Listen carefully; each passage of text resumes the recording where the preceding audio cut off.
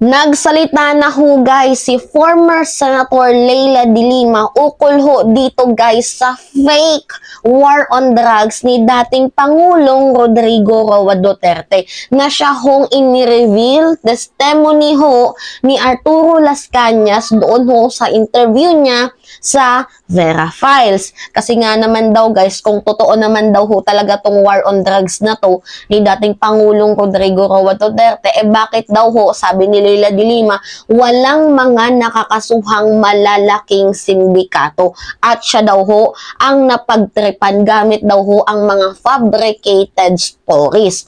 Pag-amin din ho ni Leila de Lima, ang kanyang pagkakakulong daw ho, kinasuhan, kinulong daw siya para daw ho mawala ang atensyon sa napipintong pag-imbestiga sana dito sa Davao Death Squad dito kay dating Pangulong Rodrigo Roa Duterte. At itong pagkakulong ni former Senator Leila de Lima ay naging malaking benefits ho, nagkaroon ng malaking benefits si dating Pangulong Rodrigo Roa Duterte para masabi ho na seryoso daw siya sa kanyang kampanya ukol dito sa droga. Ukol dito laban sa droga. Kasi ang pag-amin guys ni Arturo Las Cañas, tinawag niya si dating Pangulong Rodrigo Roa Duterte na Lord of all the drug lords in Southern Philippines. Kasi totoo din naman guys kung iisipin natin na hindi ko sinasabing totoo yung sinabi ni ni Arturo Las Cañas, conversation niya to. I believe guys, para malaman natin ang katotohanan, dapat yung ICC pumasok sa bansang Pilipinas para malaman natin whether nagsisinungaling itong si Arturo Las Cañas or tama yung kanyang sinasabi. Ang kailangan natin dito, papasukin ang ICC para magkaalaman kung sino yung nagsasabi ng totoo or hindi. Kasi guys, sa part ko lang naman na, kung totoo man ho, yung war on drugs ni dating Pangulong Rodrigo Roa Duterte, bakit ho walang mga napakalaking sindikato ang nahuli? Bakit ho itong si Leila de Lima lamang? Kung sakali man ha, guys, hindi ko kiniklaim na drug lord itong si Leila de Lima, pero bakit si Leila de Lima lang ang nakasuhan? And it turns out na itong kinaso kay Leila de Lima, lahat ho ay acquitted. Sa 3 drug cases niya, lahat ho acquitted. I mean, 2 acquitted, tapos yung isa pinayagan na siyang makapag-fine ng bail. So ngayon guys, the tables turn. So basahin natin tong sabi ni Leila de Lima. Sabi niya, Leila seeks a probe on Hitman claim versus Rudy. So the claim of self-confessed Hitman Arturo Las Cañas that former President Rodrigo Roa Duterte is Lord of all the drug lords in Mindanao warrants a serious and immediate investigation according to former Senator Leila de Lima. So ito hong pag-amin ng Hitman na si Arturo Las Cañas, dapat to magkaroon daw ho ng immediate action. Magkaroon daw ho ng immediate investigation kasi napaka-serious po itong kanyang ginawang testimony. At saka guys nagtataka lang ako 'di ba sabi ni Duterte 3 to 6 months mawawala na daw ho ang droga. Pero sa allegedly na pinalabas na statement ni Arturo Las Cañas, parang baliktad ho. Kasi sabi sa kanyang pa-press briefing, daw siya, galit siya sa mga droga, wag niyo susubukan, masisira yung buhay niyo. Pero dito guys, sa statement na binitawan ni Arturo Las Cañas, I believe lang guys na parang, di ba, ang layo sa kanyang ginagawang gawain dito sa ating bayan na anti-drug siya, pero malalaman natin na allegedly siya pala ang pinaka-lord of all the drug lords doon sa southern portion ng ating bansa, sa Mindanao. So, 3 to 6 months, mawawala yung droga, ang dami niyang pakinemi-kinemi, pero it turns out na sa sinabi na statement ni Arturo Las Cañas ay taliwas. So, naluloka ako guys, Anyway, sabi pa dito, yan, Las Cañas who tagged himself as one of the leaders of the so-called Davao Death Squad allegedly organized when Duterte was mayor of Davao City, named at least 3 shabu laboratories that former president was allegedly aware of. So, ang guys, ang can, 'di ba? Yung can factory, yung mga can na parang sardinas. Ang nila, ginawa nilang front 'yon. Pero ang laman pala nun, guys, ng mga canned, ano na yan, is, ano pala, mga droga, mga shabu na ine-export nila throughout the countries, sa Malaysia at sa buong Asia. So, nakakaloka kasi, guys, hindi lang isa ang merong laboratory si dating Pangulong Rodrigo Roa Duterte. Ayun guys, sa testimony ni Las Cañas, hindi lang isa, kundi 3.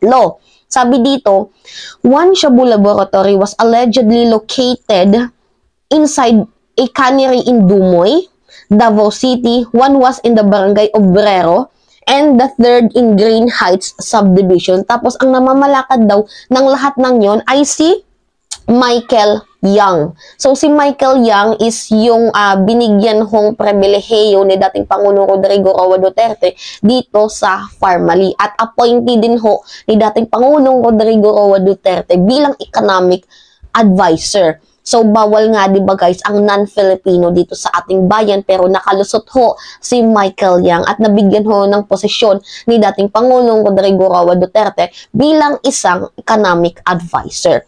So, alam nyo guys, lahat ng mga natitegi dito sa war on drugs, si dating Pangulong Rodrigo Roa Duterte, sa almost, pansin ko 99%, 99.9% ay mga blue corner, mga pedicab driver, ano pa ba, pintor, ano pa ba, minimum wage earner, construction worker, labandera, diba, at iba pa. So, ang nangyari kasi dito sa pakikipaglaban ni dating Pangulong Rodrigo Roa Duterte, ang akala ko kasi guys, government versus drugs.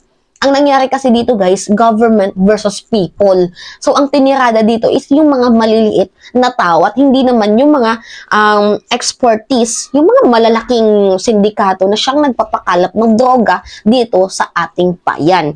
Kasi parang ang nangyari dito, parang tinegi lang yung mga datihan tapos nagpapasok ulit sila ng mga baguhan. Parang ganun yung nangyari dito sa war on drugs ni dating Pangulong Rodrigo Roa Duterte. At ang pangit dito guys, nadamay yung mga taong walang kinalaman, which is yung mga inosente, mga 16 years old students na wala namang kaalam-alam ayon sa autopsy, nadamay ho.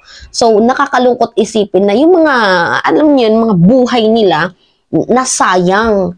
Humihingi ka ngayon guys ng hustisya itong mga pamilya ng mga biktima, pero ang nangyari guys, hindi ho sila nakakapagsampa ng kaso pabalik dahil nga malakas ho ang impluwensya ni dating Pangulong Rodrigo Roa Duterte sa ating mga kapulisan. So, ngayon guys, para magkaroon ng linaw sa ating lahat, kailangan talaga para sa akin pumasok ang International Criminal Court para maimbestigahan ho ang nangyayari dito sa ating bayan at makamit na ho ang hustisya ng mga pamilyang na biktima ng napakadugong war on drugs ni dating Pangulong Rodrigo Roa Duterte. Yung kanyang madugong, yung kanyang fake war on drugs na self-proclaimed ho ni Leila de Lima.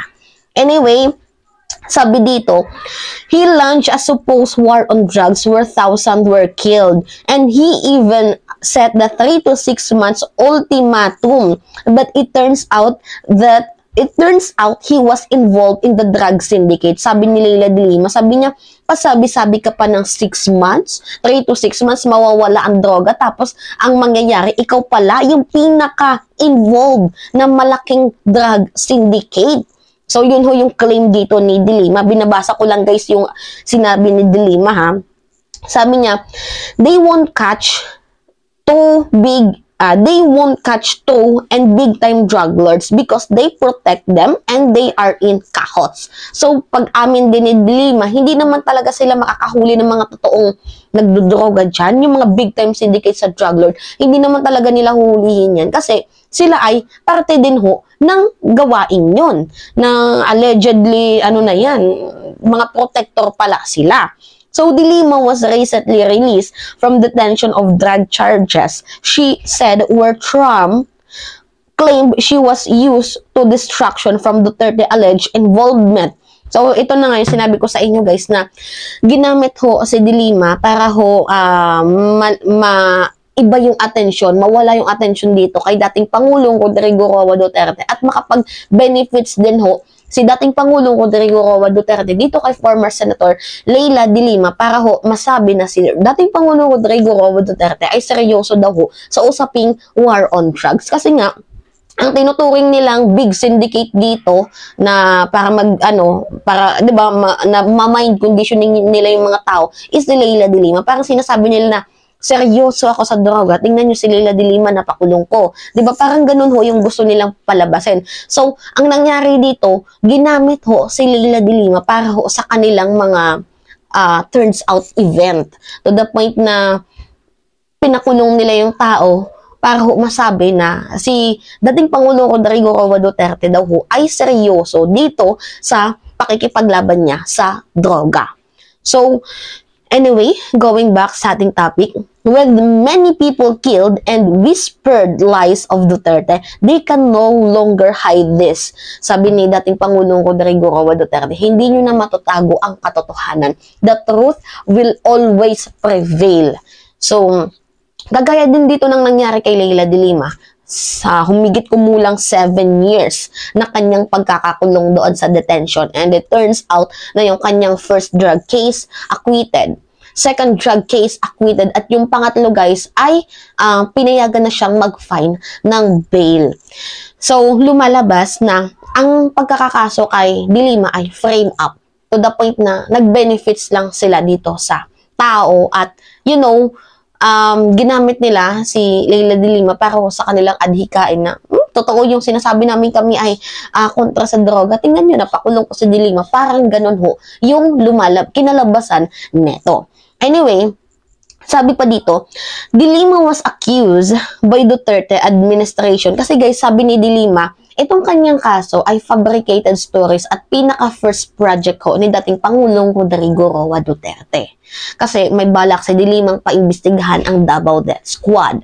So, ang nangyari dito, hindi ko naman sinasabing natakot or parang ang nangyayari kasi dito guys, dahil gusto paimbestigahan ni Leila de Lima itong Davao Death Squad, ang ginawa nila ng sandamakmak na pagsisinungaling itong si Leila de Lima para ho makulong. And then nung nakulong ho, wala nang tinik sa kanilang lalamunan, kaya nagawa nila yung kanilang mga adhikain.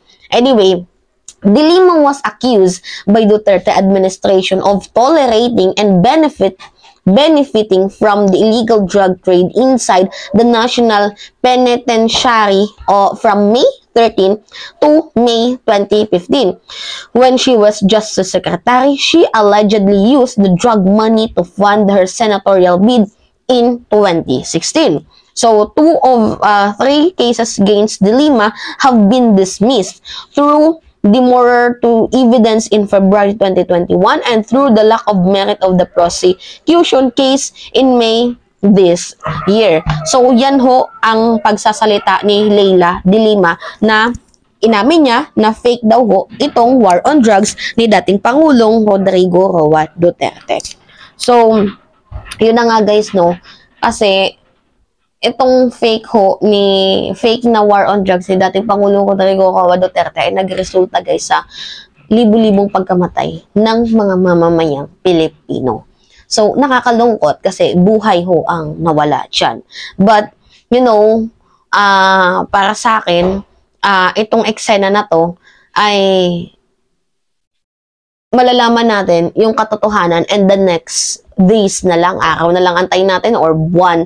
So, yan na lang ho inaantay natin at malalaman na natin guys ang katotohanan. So, sino nga ba ang inosente at sino nga ba dito ang guilty? Sino yung nagsasabi ng totoo at sino yung nagsisinungaling? So, hindi ako pwedeng magsalita ng basta-basta lang yung pawang haka-haka kasi ayoko naman na bigyan kayo ng disinformation.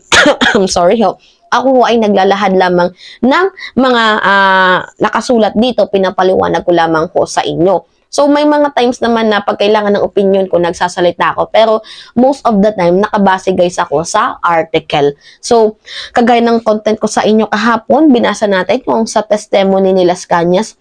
Doon ko lamang ho yan sa inyo pinaliwanag ko lang sa inyo guys para mas maintindihan nating lahat kasi hindi naman lahat nakakaintindi ng English, so tinagalog natin and pinaliwanag natin ng maayos para mas maintindihan ng maraming mga mamamayang Filipino. Anyway, yun lamang ho guys, at it's me again, si Mima Alicia nyo. Tagbabalik ulit para sa ating panibagong video.